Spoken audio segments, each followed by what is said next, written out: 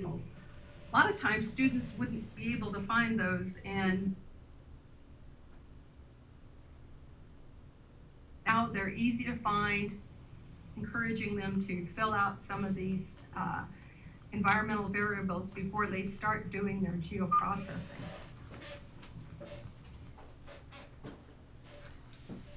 You can access directly the model builder, so you don't have to create a new model before you start. It just opens up the model builder model window, and you can begin doing your model building right here. Python window opens up.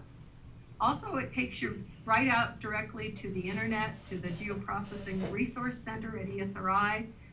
But I really want you to be sure and look at this Geoprocessing Options menu.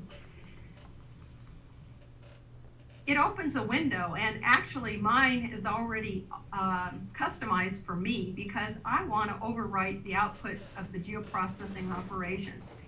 The default is to come in as not checked. But if you have students that are doing the same operation and not always renaming their new data output, they'll get errors and they'll wonder why. So make sure that they go in and check this overwrite unless you don't want to do that for some reason. Next one I'm going to look at is the customize. And I like this too because it brings all those things in that students usually don't find quickly or make a mistake in finding them.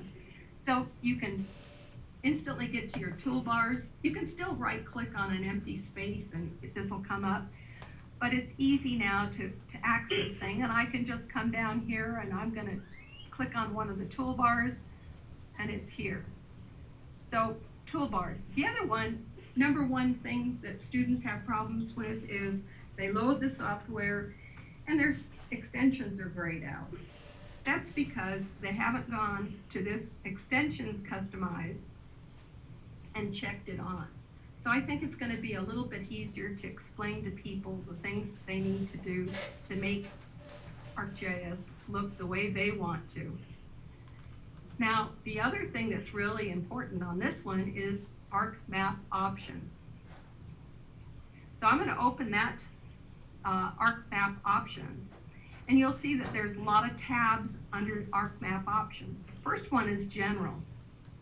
This one is a good one because even though under file ArcMap properties you could set relative paths, now you can make that the option. So if you want relative paths to be your default for all your map documents, be sure and check that option.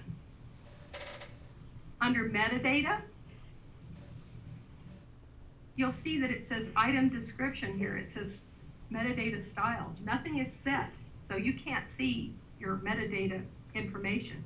You need to set the type of metadata you want to view, whether it's ISO, Inspire, or others. Any questions?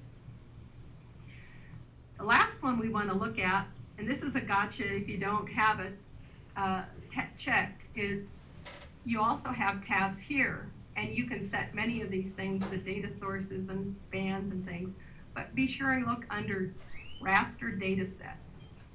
This also comes in unchecked. Use world file to define the coordinates of a raster. If this isn't checked and you bring in your raster data set and you used a world file, it won't show up. So those are some of the really important things under the Customize ArcMap tab.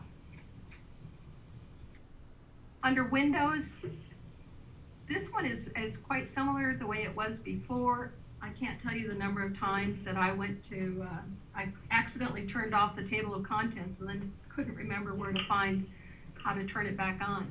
But now you can turn on your table of contents or turn it off.